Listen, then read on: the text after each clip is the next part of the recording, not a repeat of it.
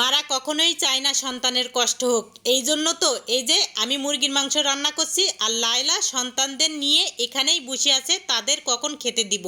আর এই যে এই বেচারি ঘুম থেকে উঠি যে ব্যায়াম করা লাগে, সেটা সে কিন্তু ভালো মতনই বুঝে। এই যে সরপেস্টারে ঘোরাচ্ছে, তাই তাকে একটু আদর করি দিয়ে তুই আসলাম।